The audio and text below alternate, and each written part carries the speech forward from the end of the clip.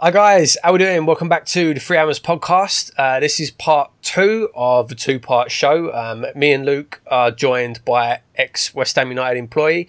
If you haven't seen it, do check out part 1 where Lee was with us as well. We had a really good discussion about In the Nose, the sort of politics of it and the benefits and the cons. Really good show. So if you haven't seen part 1, make sure you check that out. Link in the description below. But no, this is part 2, so we're going to sort of carry on from where we left off. We're going to be talking more just about West Ham in general, the kits, the fixtures, etc. So how are we doing, lads? Welcome back. Yeah, good, mate. Good. Yeah, all good, mate. Thank you. Yeah. The fixtures did come out this week. Tough start, guys. We go to Old Trafford first. What do we make of that? Yeah, they are tricky. I mean, the fact that we've got to play the Southampton game, which would have been at home, but we've got to play it away, I think gives us all sorts of issues, because 3 away games to kick your season off. You know, away games are usually harder than home games, and I think obviously Old Trafford's going to be particularly hard. I think if we don't start well, immediately the negativity, because we are at West Ham, the negativity starts quite quickly. So if we are in a poor position after those 3 games, it's going to be not a great place for us to start the season in. So it's going to be really important we get results. I think Newcastle and whoever the next away game would be. That's a tough game as well. Newcastle's going to be a tough game, especially if they start flying. It's always hard to play the newly promoted clubs at the start of the season, because generally they haven't been found out at that point. So I think they're always tougher to play at the start of the season than they are sort of midway through. Yeah, our first home game, though, if it is to be our first home game, we don't know whether the stadium will be ready. It could even still go on. It's going to be Huddersfield. What a great game that's going to be. Great for them to come up as well. Yeah, looking forward to us playing Huddersfield. As far as I know, I've had a season ticket 30 years now. I may be wrong, but I don't think I've ever seen Huddersfield. They may have played us in the Cup once, possibly. But I don't think I've certainly never been to Huddersfield for an away game. So it's quite nice when there's a new team, and I'm definitely going to go to the away game of that, because I always like to tick off as many grounds as I can. So yeah, I'm excited that they're in the Premier League now, and I like the way they've done it as well. Got the German coach that they've got in, and he's kind of done it differently with him being more of a coach than a manager. I think it's an interesting model that they've got there. Obviously, moving all the way down, Boxing Day we're away again.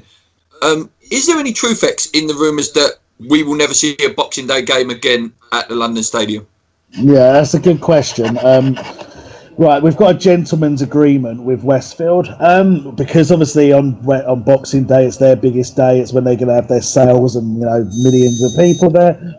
We have a gentleman's agreement with Westfield that we wouldn't play a home game on Boxing Day. It's not law-abiding. It's not official. It's just that in order to keep them on our side, which we need, we agree we can ask the FA or the Premier League for 3 fixtures to be either home or away. I think we can just say, right, on this day we want to be home, this day we want to be away, and that's one of them that we've put in and said, yeah, we want to be away, and we will do it for continuous seasons. I understand why fans are really annoyed about that, because when we moved to the stadium that was not clear. I understand why the club are doing it now, but at the time we were never told this, so I can understand why people were quite frustrated, because it's a traditional game that we may never see at home. So yeah, I think that was my one of my first ever games, actually, a Boxing Day. It used to be a tradition with my dad and my uncles. We used to go, so it's quite sad, for other kids not to have that as their sort of Christmas present. That was my guaranteed present to my dad every year, the Boxing Day game. Yeah, it is, and I definitely understand. And I don't know what your family Christmases are like, but I always used to look forward to Boxing Day, because there's a chance to get away from the family and have a bit of break from it. So yeah, unfortunately, now that we're always away on Boxing Day, that just extends the relative seeing. So yeah, I would much rather that we were at home as well. And like you say, it's a tradition. I remember us beating, was it Derby or somebody on Boxing Day? Yeah, that's it, Trevor Sinclair goal. And that game sticks in my head, and there's been others throughout the years that have been really good. So yeah, it is a shame. It is a shame. What do you make of that, Paul? No, it is. You got me reminiscing as well now. I'm thinking back to my old Boxing Day. We always used to go over the Dogs. We always used to go over Walthamstow, see the Dogs on Boxing Day. But no, I mean, it is a shame. But at the same time, I don't know. There's still that disconnect for me with the stadium. There really is. Obviously, where I live abroad, it's a lot harder for me to get over to games, so I haven't built up that familiarity with the stadium like you boys would have, obviously being season ticket holders throughout the season. So I don't know. To me, going to the London Stadium still feels like going to an away game. Do you know what I mean? So there's not that like I say, I haven't had the chance to build up that familiarity with the stadium yet. So I don't know. It's all the same to me. I'll be honest with you, mate. I don't think I have completely accepted it as home yet either. You know, when the move was talked about, I was very, very pro it, and I thought it was a brilliant thing for the club.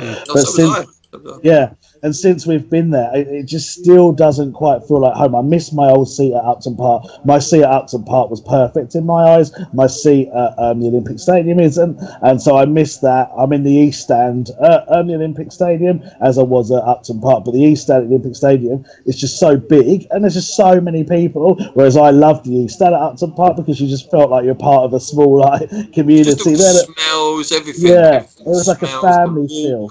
Yeah, I think exactly. Like that's something I've said.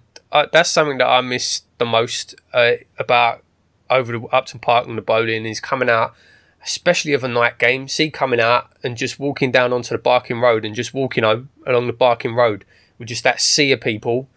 I absolutely loved that feeling. It was that feeling of everybody was together, whether we won, whether we lost. Everyone was feeling the same, and I didn't get that same feeling leaving the London Stadium, especially where you got all the stop signs, stop, go, stop, and all this sort of nonsense. Do you know what I mean? I don't know. It didn't, and it doesn't feel the same to me. I don't know if it ever will. You know. No, the only thing that gives me a glimmer of hope was the Tottenham game. Now, the Tottenham game was special. Yeah, amazing. The atmosphere was just top notch, the whole feeling. Even, like you said, the stop-go signs, we were doing that after the game then, but it felt good because everyone was singing, you know, all the songs about Tottenham and so on. So it just prolonged the excitement. And if we can replicate that atmosphere, then we'll be fine there. But for me, that was a one-off. Me and Paul have touched it a few times actually in regards to Upton Park as well. I think there is some cloudiness of what the atmosphere was actually like because there were some games, especially Allardyce era, where atmosphere was non-existent at Upton Park as well. The last few years at Upton Park, for the majority of games, the atmosphere was terrible. It was. Yeah. It was poor. You know, and I think you're right in saying that. Yeah, like looking back through rose-tinted glasses. You know, there is definitely a thing that really I think it goes back to when they rebuilt the West Stand and they moved the pitch over. So obviously, I used to sit in the West, and X obviously used to sit in the East. What was that actually like with that gap? How was that comparable to the gap with the Olympic Stadium? Do you know what I mean? Yeah, it's a good question. It's not certainly where I sit now. The gap's a lot bigger than it was at Upton Park. When I first started going, we were literally right on top of the players. You remember, like, where the pitch was literally right where the lower tiers finished, and so it was amazing. You could literally hear the players talking to each other. You know, there was a throw in. You could hear exactly what they were saying if the atmosphere wasn't on point at that particular moment. And whereas now, like, I'm so far back, and actually when they moved the pitch over to the West Upton Park, it was a good thing for me a little bit because I could see the corner flags better at the corners of the side of the pitch nearest the East Stand. A little bit where I sat, you couldn't really see it where people would stand up and stuff, but when it moved over to the West, there was enough for me to be able to see it, and I absolutely loved my view at Upton Park. It was literally spot on. I was on the halfway line. I was about halfway up the upper tier, and it was just so good. Whereas now at the Olympic Stadium, I'm meant to have an equivalent view because that's how we all decided our seats, but it really isn't an equivalent view. It just isn't. I'm too low down. If a cross goes into the box, I'm beneath the head height of the player, so I can't tell if it's a good cross or it's not at that point. So moving on, guys. 30th of December, probably the hottest away ticket. West Ham will get a trip to Wembley this year, even if it's just for a league game. Tottenham. That is the game we all look for. I can't wait. I really hope I can get a ticket for that as well, actually.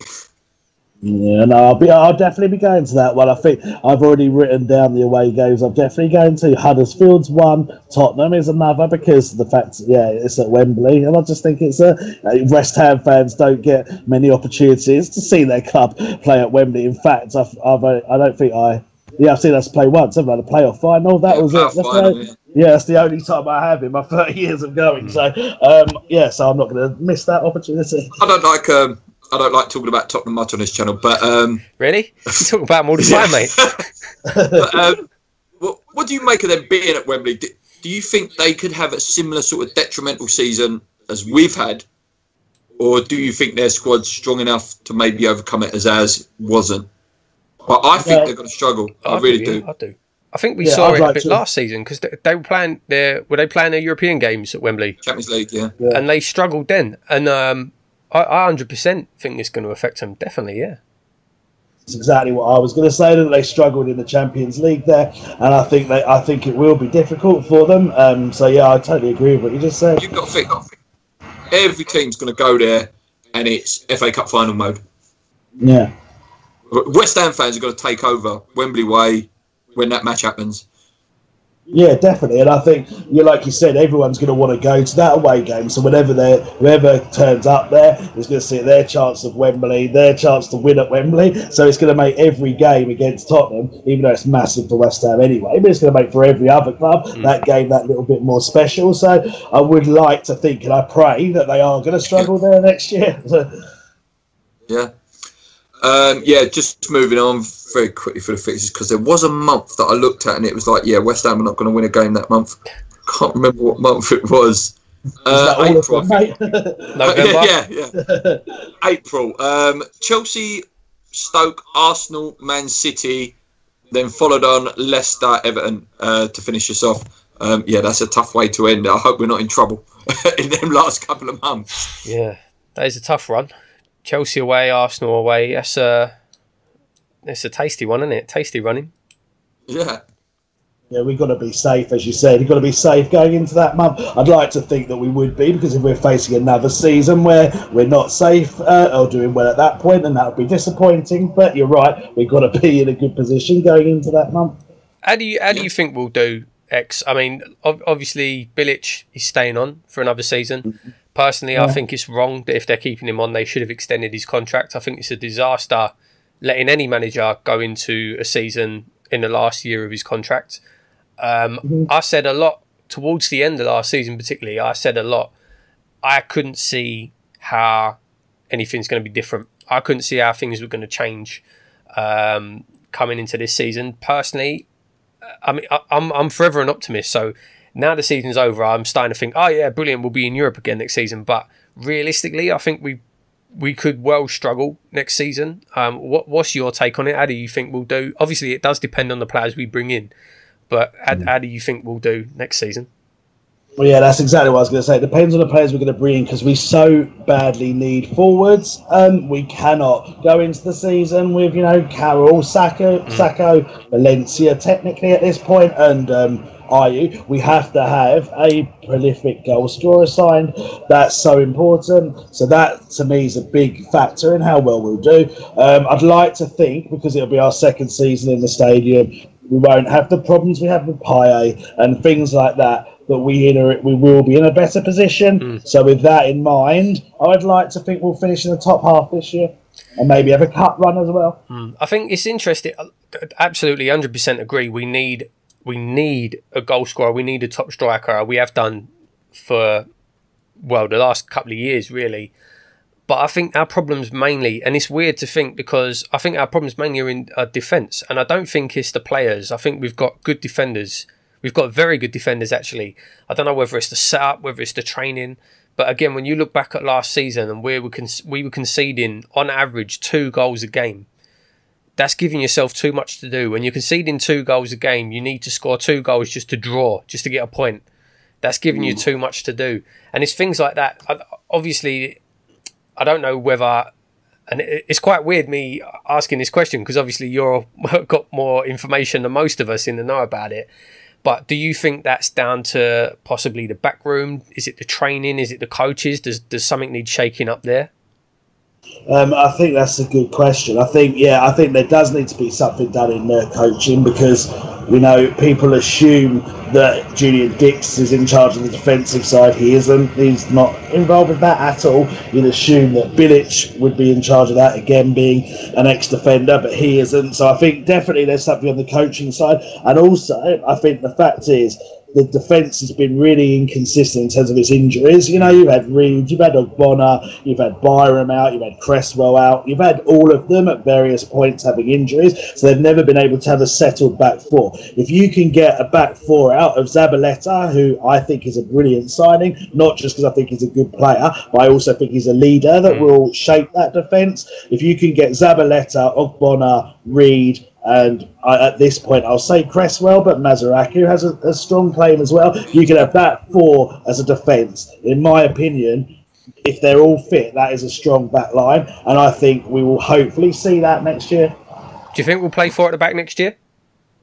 I think it will depend on the fixture. I think Zabaleta has been signed, which to me indicates that he will be playing a right back rather than wing backs, because if you're going to play a wing back, Zabaleta isn't the best player to play right wing back, because he's old, his pace is going, he's an experienced defender. So by the fact that we've signed him, to me, obviously I don't know this, I'm just speculating, but it to me assumes that we will be playing a 4 more so than a 5. I mean, he could bring Byram in if he wants to go to 5 and possibly put Zabaleta as a third centre back, but for me it suggests we will be playing 4. Yeah, that's something that we've said a few times, the fact that he could well come in and play on the right side of a 3, but no, he could even play in that kind of defensive midfield position just in front of the defence. It'd be interesting to see how he's used next year.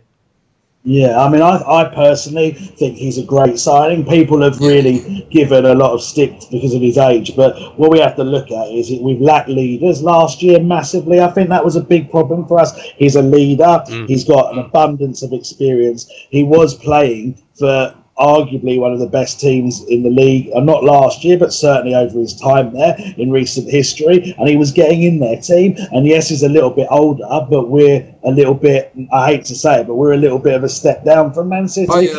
So for our level, I think that's a very good signing. 100%. I say every week on this channel in regards to the Zabaleta deal. In my time as a West Ham fan, Stuart Pearce, Nigel Winterburn, Rufus Brevitt, Chrissy Powell, they was all like 35 plus, some of the best fullbacks we've ever had in our team. Yeah, spot on, mate. I agree with you. I mean, I think Nigel Winterburn and Stuart Pearce, and all of them, like you suggested, were brilliant for us. And so, yeah, spot on. That's a perfect example, So, and again, like you say, we need to remember where we are as a club at the moment. We are not going to go and get a Hector Bellerin or a Jordi Alba. We have to go that step below. Well, I agree, mate, and that sometimes is what frustrates me a little bit on Twitter when we're talking about transfers. I mean, people ask me, why don't we go for, I've had people say today, why don't we go for the AC Milan keeper, that 18-year-old that's going to be an absolute wonder kid. He's a wonder kid now. There's no chance of getting him. He's a new Gigi Buffon. Yeah, exactly. And I've seen people say, why don't we go for, who was it I saw the other day? I can't remember who it was now, but it was someone just so out of our league. And yeah, ideally we would get these players, but we have to understand that we're nowhere near at that level yet. Hopefully we'll have Champions League. Yeah, exactly, and hopefully we'll get there. But at this point, Zabaleta is a good signing for our position at this point. Yeah. So talking about strikers, obviously we need a striker. I'm not going to ask you who we're talking to or anything like that, but who would you like to see us bring in? Well, out of the players we've been linked with, I'd take any one of the 3 main ones. I think Giroud would be a good signing for us because he's proven to score in the Premier League, Champions League, international level on a very regular basis. I would take Batshuayi because I think he's got something to prove. So I think he's a great player. And I think Iheanacho's got a lot of potential. So if you're looking at the 3 players we have been linked with, any one of those 3 would be good for me. Ideally, it'd be 2 of them, but any of them I would take, I think. I really like Giroud. Technically fantastic as well. It reminds me a bit of what is his name now? It escapes me now. Who was the guy who was at Man United and Fulham? What's his name? Berbatov. Yeah, he's got that same sort of swagger about him, and just technically good but no pace. Yeah. Yeah, exactly. And I think players like that, you know, you look at Teddy Sheringham, for example, or Ibrahimovic, both of those players have never been particularly reliant on pace, but they're very, very skillful. They hold the ball up well and they know where the net is. And Giroud is only 30 still as well. So it's not like he's 35 like Ibrahimovic. He's still got, he's only coming arguably at his peak right now. Would he come to West Ham, though? That's the question. I don't know. I could see there being bigger clubs in. I think the only thing that we would have as a draw is London. Yeah, I think that's what we're hoping. I mean, he wants to stay in London. He wants to play regularly, which means he is more likely to join us than, say, a big club, because he wants to score and get in the French squad for the World Cup.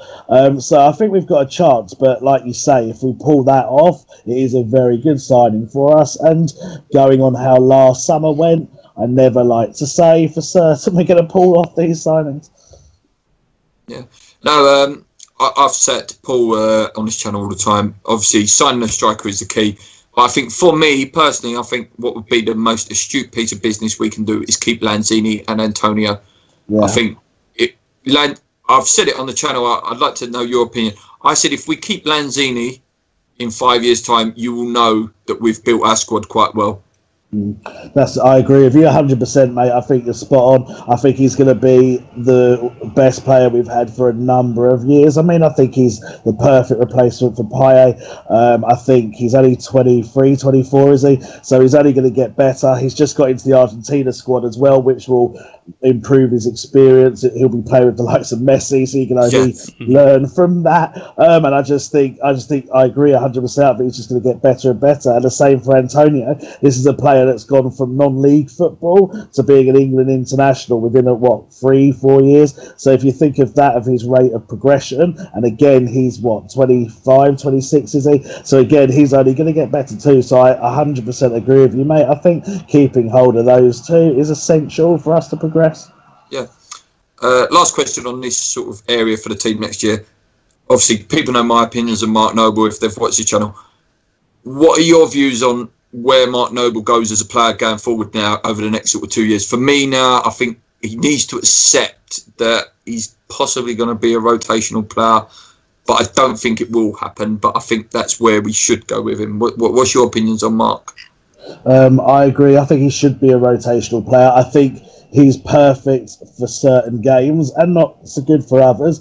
For me, if you're looking to hit a team with pace and on the counter-attack, he's not your man, because I think he slows down play and he would be a hindrance to that. But if you're going for another game where you're expecting a bit of a fight, some tackles to be going in, but you need a bit of character, a bit of grit in January, on a cold winter's night in January, as they say, I think he is the perfect player. So I agree with what you're saying. I think for me he should be in every squad, but whether he starts or not is depends on the opposition. I think, like I say, with your Kiatis, your Obiangs, and even Fernandez, there's some real bright sparks in that midfield that, for me, are doing a lot better on the pitch than what Mark does at times last year.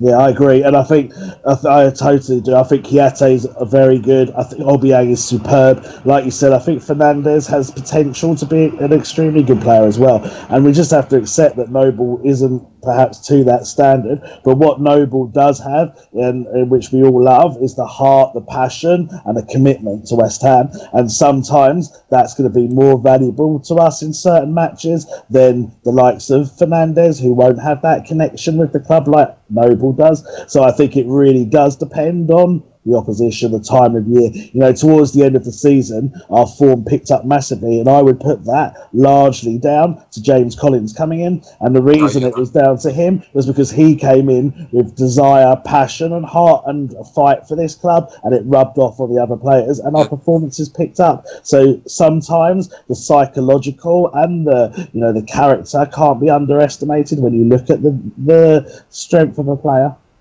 Yeah. One more question. I've just inspired me there on Fernandez and stuff. Obviously, David Gold made his comment about the youth. What do you make on that? I would love to see Josh Cullen get some minutes next year. I'm really good pals with one that's sitting in our youth team, Joe Powell as well. I don't think he will get minutes yet. He's a bit too young. But what did you make on those comments yourself? I think you mentioned it on your show, but what are your views on that in the youth, etc.? I thought it was appalling. I thought it was an absolutely awful thing to say as chairman of the club. You know, like you, I've got strong relationships with some of the players. Declan Rice, I think he is going to be a superb player as well. I think Quinner, the guy we got from Chelsea, you know, Martinez, you could go through and pick probably 5 or 6 players out of that team that should be pushing for the starting 11. I understand what he's saying, because a lot of, you know, we haven't had players come for our youth team and be established for a number of years. But to say that as a chairman of the club, you know, what's the point of having an academy? What message does that send out to those players? I think it was an awful thing to say. I think he regrets saying it. I think David Sullivan regrets David Gold saying it as well. I think it caused a lot of, you know, they didn't agree with that comment either, and I think with hindsight he would have retracted it and never said it. So yeah, I think it's a poor thing to have said. Yeah, so that's it for summing up the fixtures and our opinions on next year. Just going to touch very, very quickly on the kit before we move on to the questions. Obviously the home kit has been leaked now. Very, very negative reaction on Twitter. I don't remember an actual positive tweet in response, especially to the Free Hammers account. What did you get any positive tweets back, X, from your end? I did on the away shirt. I think people seem to like the away shirt. Yeah, but the home shirt, no. I mean, for me, I don't like it either. I've been fortunate enough to have seen this kit for over a month now, so I kind of was braced for it when it came out. There's a number of things I don't like about it. I don't like the Umbro brand. Well, there's too much Umbro branding. Yeah, I don't like the sleeves. I don't like the fact there's a different sort of coloured Umbro bit at the top. I don't like the bits on the sleeves either. Yeah, it's not for me. But then usually kits grow on me, and when I've seen the players playing them, I tend to have a different opinion. I quite like the goalkeeper shirt that goes with it. It's not been released yet, but it's an all yellow one. I think that's quite smart. But I wouldn't ever really wear a goalkeeper shirt at this age. But I think I'd feel a bit odd going to games in that. But yeah, I'm not a massive fan, I'll be honest. I prefer Adidas or Nike when it comes to football shirts.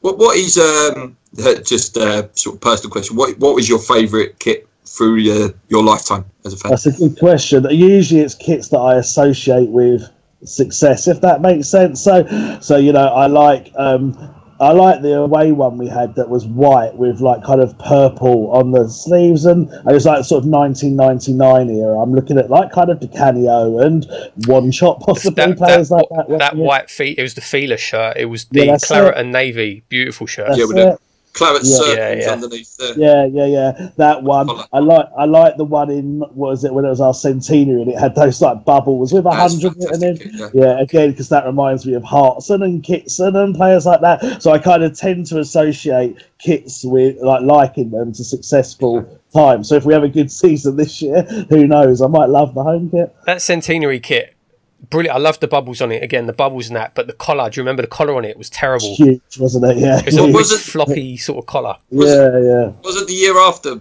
possibly the worst away kit ever as well, the cream one? That's awful. Yeah, that was a strange one. Do you know what one I liked, which is a very bizarre one, right, where we've never had it before since, was that Argentina one that we had in the early 1990s. Yeah, that was with the blue and white stripes. I really like that one. I wouldn't mind seeing this go back to. I really like a white kit. I actually think that one from this season just gone. I like a white kit. The Adidas kit from a couple of years ago, white away, was lovely, with a claret sort of 3 stripes. I don't know. I like the different kits as well. I think this year's away kit really, really good. Really like it. It reminds me of a Real Madrid kit. Actually, I think Real Madrid's away kit this year is very similar. And I actually liked the black third kit we had a few years ago, if you remember that one. Yeah, the one that Tevez scored at Old Trafford in, that one when we stayed up. Yeah. I think we only wore it. That was the only game we wore it that season. We only wore it once. Oh, was it? Yeah. I like the Adidas home one as well, which was that was a nice kit. For me, I just much prefer the likes of Adidas. It's just even like away from football kits. If I was to buy, you know, tracksuit or trainers or whatever, I'd much rather go with Nike or Adidas than I would Umbro. I just think it's just a better brand and like more fashionable. No, I totally agree with you, X, on terms of like a kits are probably based on your memories and that can have a little bit of a swing. Like I put it out on Twitter a couple of days ago. Actually, the Fila one, Paolo, when he scored the goal, that obviously is my favourite kit because I've got the memories of my hero in that kit. And last season's kit as well. Again, it's not the best kit when you look at it, but the memories of that kit are incredible from what happened that last season at Upton Park. I think that's actually a really nice kit. Actually, the home kit, the last from the last season up to Park. I think that's a lovely kit. But it's tarnished a bit because it reminds me of Platt. So that's it with the kit, guys. Let us know what you think. I assume there's going to be loads of negative comments, positive comments. Please drop them in the comments below. Let's go through the questions because we've kept X here for so long. If you've put the two shows together, we've actually managed to keep him for an hour and a half, so we're really privileged to have had him for this long. It's funny because I'm looking through because I'm in a room and I can see into where my wife is, and a couple of times she's walked past with a very a face that I don't like to see. I've got that as well. It's like you've not seen your child awake today. No, that's exactly it. Right, let's get through these. Right, Theodore geologist X, with Lukaku going to Chelsea, almost certain. Do you think Bastiai is more likely to come to us or in a deal to Everton? Let's say a big shout out to Theo because he asked questions on the West Ham Way radio show as well, and you struggled with his surname as much as I do, so that's pleasing to see. I think that does make a big difference. I think Chelsea, you know, if they get Lukaku, if they keep Costa, if they maybe bring in another, obviously Batshuayi's opportunities are going to be reduced significantly. He wants to play regularly. If he's got that opposition, you know, more than he had this year and he didn't play, then he'll want to go, and then that, of course, will mean that we've got a much better chance of signing him. Yeah, I'm going to whiz through them. Like I say, I'm not going to give too many opinions to each other. David Bird, given the poor track record during recent transfer windows, have any changes been made that are likely to improve that this time? Okay, well, I can't remember if it was this show or the last show, we talked about the fact that David Sullivan and the club are going to be a lot more confidential with transfers. That's one positive in my eyes.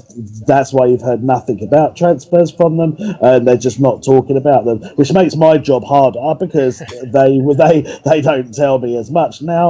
Not that they told me much anyway, but certainly without the insider and things like that, the job is harder. So that's one thing. I think the club realise that they should not come out there and say we're going to sign a 40-50 million pound striker and then not sign them. So all that sort of PR around transfers is a lot quieter. I think they have learned. I think they know they've got to sign some strikers this window because if they don't, the fans' negativity will just be even worse. So I think they know these things. So I don't want to be, you know, looking back and thinking, I was wrong on this, but I really hope we do have a better window this year. Right, just 2-word answers from you guys here. Jepson Nilsson, which position do you think we most likely need to improve during the window? Striker from me, Paul? Yeah, well, striker, obviously, yeah. Yep, X? Striker. Yeah, right, this is a great question. I know Paul's answer, I think, before I even finished the question. Which player, past or present, would you allow your missus to have one night with? There is only one answer, and it's Colton Cole. Let Paul answer first, go on. It's Colton Cole. Of course, it's Colton. Of course, it is. You want to be in the same place as Colton, long as I can join him. The thing is, mate, surely, I mean, no disrespect to you, but if you're following on from Carlton, it's only going to disappoint. Listen, that's fine. I would never. I wouldn't. She could stay with him, and I'd smile and buy him a pint. The same you've been with one of Colton's birds. I think for me it would be Trevor Brooking, and the reason I'm going to say is A, he's a legend and B, he's a gentleman, so I'd like to think he would treat her well and show her some respect, and you know. That's beautiful. That's such a beautiful one. I don't know. I'm not going to go the obvious with Paolo. I'm going to say player that I enjoyed watching, so I assume that might be his bedroom skills.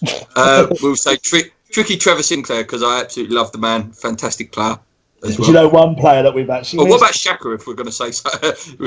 well, in theory, if we're true to our words, it should be Christian Daly. Well, yeah, I think everyone's had that, yeah. Yeah, great question there, mate. Thanks for that. That's a fantastic question.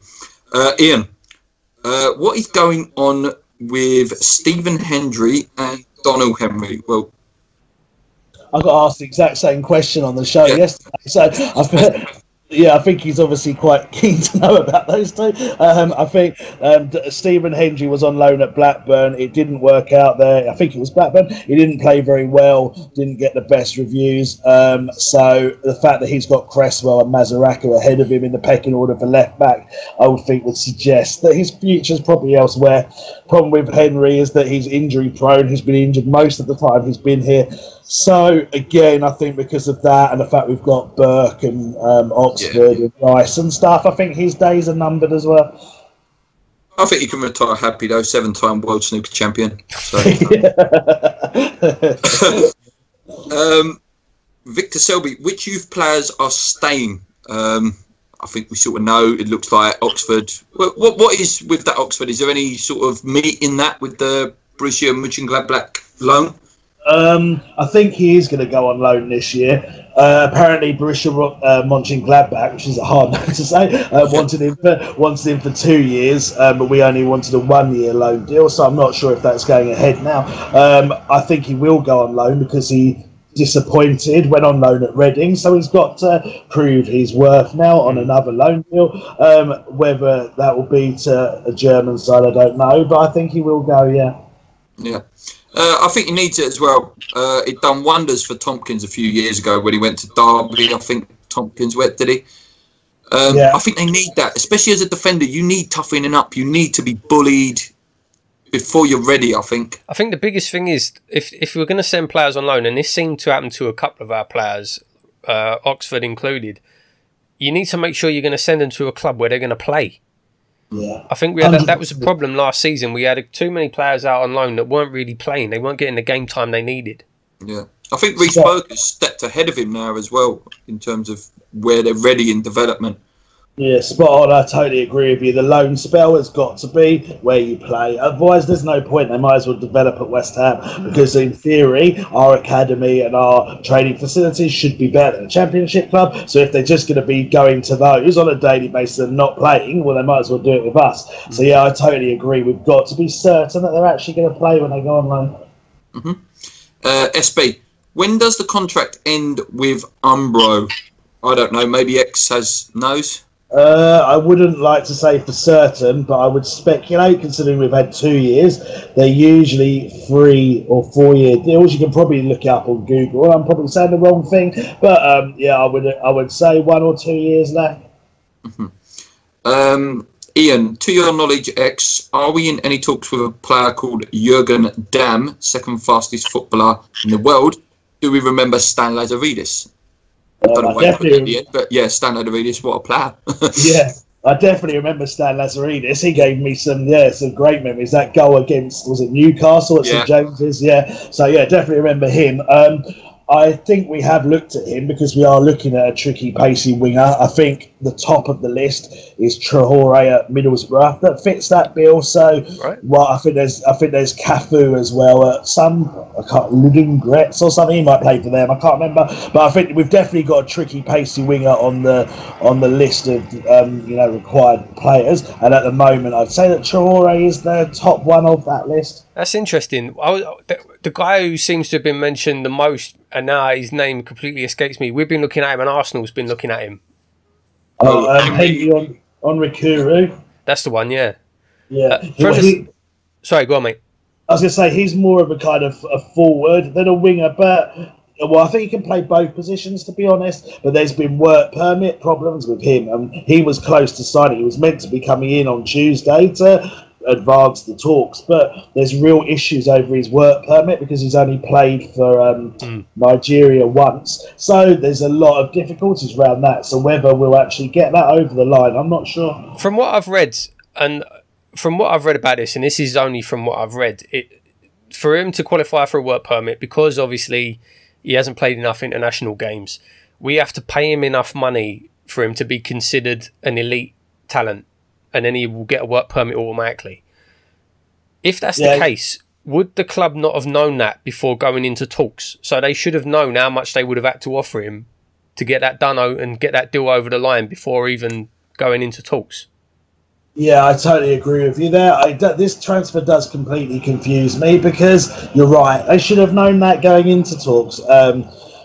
I don't know what's happened here. The problem with signing players like him, when he's like, Nigerian that's at a Belgian club, there's usually so many agents and player representatives involved in these deals. And whilst this is going to sound like the club's not particularly professional, I think it's probably been a case of one of them contacting us and saying, look, all you need to do is do this, that, and the other. And then somewhere along the line, and it doesn't sound particularly professional, but I think it's actually been, they haven't really looked at the finer details. Now that they've come to try and push it over the finishing line, I think they've discovered that it isn't as straightforward as they thought. And here's where the issues occur.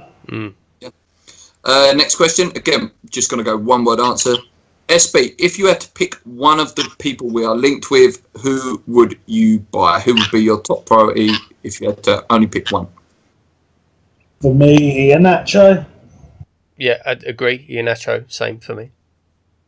Luke? I don't know. I really do like Michy Bastia. That's the thing. I know he had that thing last year, but I really do like the guy. I think I know it was only supposed to be a one-word answer. I do apologise, but he's probably a poor man's Lukaku, and I think he would be perfect for West Ham. I really do. I think fans would love him as well.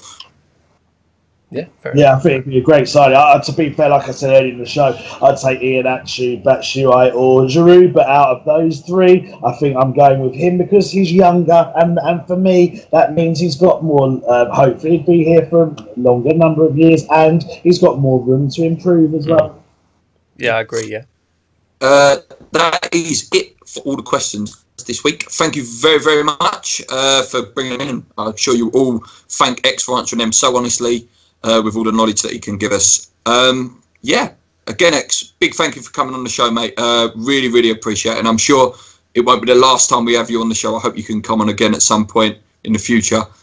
Yeah, no, I'd love to, lads. It's been like I said, it's been a pleasure. I've loved the questions and the open, honest debate. And, we'll have to extend the invitation to you guys. Come to one of our events or come on our radio show at some point soon. 100%, definitely. Yeah. Guys. So please check out part 1 if you haven't already. That is it for this week. We will be back next week. Please check out West Ham Fan Zone. Please follow X on Twitter. Follow the West Ham Way as well and check out their podcast. I think it's Phoenix FM. But that's it. Please like, comment and subscribe. Until next week, come on you irons. Keep believing. Let's go. Cheers.